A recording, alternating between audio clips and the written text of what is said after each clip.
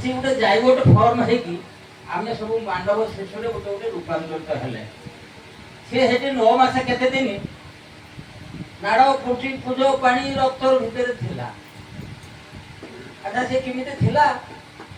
ତା ଦେହ ଭିତରେ ହାର୍ଟ କେମିତି ତିଆରି ହେଲା? ସିଏ ପମ୍ପିଂ କରୁଛି, ରକ୍ତ ସଞ୍ଚାଳନ କରି ଅକ୍ସିଜେନ ଯୋଗାଉଛି ଶରୀର।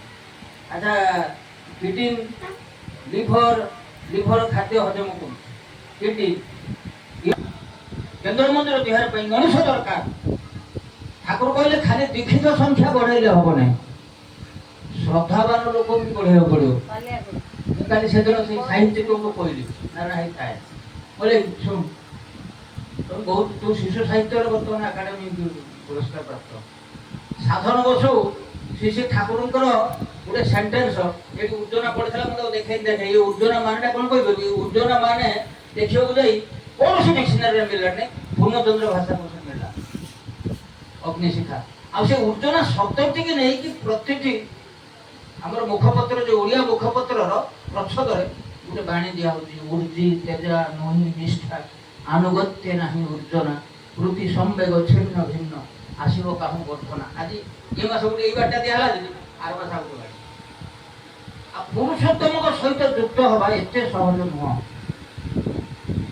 ଆଜି ଆପଣ ଦେଖୁଛନ୍ତି ଆଜି କି ଅବସ୍ଥା, ସାମ୍ପ୍ରତିକ ପରିସ୍ଥିତି ଲକ୍ଷ୍ୟ କରନ୍ତୁ, ସମାଜ ରାଷ୍ଟ୍ର ଜୀବନକୁ ସବୁ ଲକ୍ଷ୍ୟ କରନ୍ତୁ, କି ଅବସ୍ଥା, ସାଂଘାତିକ ଅବସ୍ଥା, ଭୟଙ୍କର ଅବସ୍ଥା, କଳ୍ପନା ବାହାରେ। বিশ্বব্যাপী দ্বন্দ্বরণে উঠছে ভীম অগ্নিশিখা, সেই যে আমার বিজ্ঞাপনে হচ্ছে ক্রমে রক্ত লেখা। পাপ দানবের অত্যাচারে ডাকছে যে নর ত্রাহি ত্রাহি চিহ্ন সেটি মোর প্রকট সংশয় তার বিন্দুরা। এই সময়ে তারপর সে প্রকট হবে, নিশ্চিন্ত হবে, মনে রাখতে। সারা বিশ্ব কথা প্রসঙ্গরে ঠাকুর নাটমুণ্ড করে কইଥିଲେ, কোন কালରୁ কইଥିଲେ? বহু 50-60 ବର୍ଷ 70 ବର୍ଷ ପୂର୍ବରୁ। ପୃଥିବୀতে ଅଛି ଯେତେ ନଗରାତି ଥାଉ ସର୍ବତ୍ର ପ୍ରଚାର ହୁଏ ଏହି ସତନା। ତତ୍କାଳୀନ କେତେ ଜଣ ଆଙ୍ଗୁଳି ଗଲା ଭଳିଆ ଲୋକ ଯେ ଠାକୁରଙ୍କୁ ବୁଝୁଥିଲେ, ସେମାନେ ଆଶ୍ଚର୍ଯ୍ୟ ପ୍ରକଟ କରିଥିଲେ। ସେତେବେଳେ ଠାକୁରଙ୍କୁ ପଚରା ହେଇଥିଲା, ଠାକୁର ପୁରୁଷୋତ୍ତମ ଏବନର୍ମାଲ ସିମ୍ପଲି ଗର୍ଜିୟସ୍ ୱାଇଜଲି ଫୁଲିଛି। ଯେତିକି ଏବନର୍ମାଲ ସେତିକି ନର୍ମାଲ। ନାଟ ମଣ୍ଡପରେ ଠାକୁର ବସିଛନ୍ତି, କହିଲେ ମତେ କାହିଁ ହଗା ନାଗିଲେ। ମାନେ ଠାକୁର ଫୁଟୁକାନି ଖୋଲିକି ଦେଖିବାକୁ ହେଲା, ଝାଡା ପଡିନି। ସିଏ ଭୁଲ ତ ପୁରୁଷୋତ୍ତମଙ୍କର ହବନି, ତେଣୁ ଖୋଲିକି ଦେଖିବାକୁ ହେଲା। ଏତେ ଏବନର୍ମାଲ, ଏତେ ନର୍ମାଲ। ୱାଇଜଲି ଫୁଲିଛି। ଯେତିକି ବୋକା ସେତିକି ବି ବୁଦ୍ଧିଆ। ପୁରୁଷୋତ୍ତମକୁ ବୁଝିବା ଏତେ ସହଜ ନୁହେଁ। ପୁରୁଷୋତ୍ତମ ରହସ୍ୟ ଦେବା ନ ଜଣାନ୍ତି କୃତ ମନୁଷ୍ୟ।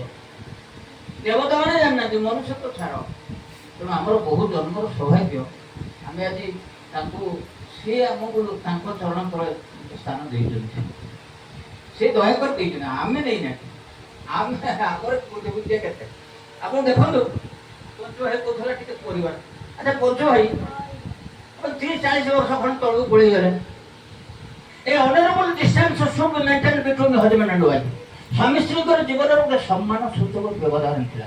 ବର୍ତ୍ତମାନ କହୁଛନ୍ତି ପରିଡ଼ାଉ ଦାସ ବାବୁ ତ ଘରେ ନାହାନ୍ତି, ଦାସ ବାବୁ କାଳେ ଘରେ ନାହାନ୍ତି।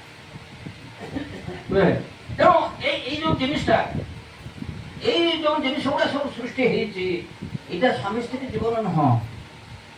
ବିବାହ, ସୁବିବାହ ନହେଲେ ଠାକୁର କହିଲେ ନିହାତି ପ୍ରତିଶୋଧ ନେବା ପାଇଁ ଯଦି କାହା ଉପରେ ତୋର ଇଚ୍ଛା ଥାଏ, ତା ସାଙ୍ଗରେ କେଶ ବାସ ନାଲି ମଧ୍ୟ ମାଡ଼ଗୋଳ କରିବା ଦରକାର ନାହିଁ। କଣ କରିବୁ? କହିଲେ କାଇଦା କରି ତା ଘର ଭିତରୁ ଗୋଟେ ପ୍ରତିଲୋମ ବିବାହ ଢୁକିଦେ। କହିଲେ ତା ସବୁ ସେ ଜଳି ପୋଡ଼ି ହେଇକି କରିବେ। କହିଲେ ପ୍ରତିଲୋମ ପୁର ଜନ୍ମ, ରାଷ୍ଟ୍ର ସମାଜ ଜାତିର ଜନ୍ମ। ପ୍ରତିଲୋମ ବିବାହରୁ ଯୋଉ ସନ୍ତାନ ଜନ୍ମ ହୁଏ, ରାଷ୍ଟ୍ର ସମାଜ ଆଉ ଜାତିର ଜନ୍ମ ଭଳିଆ ସେ କାମ କରେ। ବର ମାନେ ବରିଷ୍ଠ, କନ୍ୟା ମାନେ କନିଷ୍ଠ। କନ୍ୟା ହେଇଲେଣି ଗରିଷ୍ଠ, ବର ହେଇଲେଣି କନିଷ୍ଠ। ସେଠି କି ସନ୍ତାନ ଆସିବ? ସମତାନ same tuning of husband wife. ଗୋଟିଏ ଶୁକ୍ର ପିଠ। ଠାକୁର କହିଲେ ମଣିଷର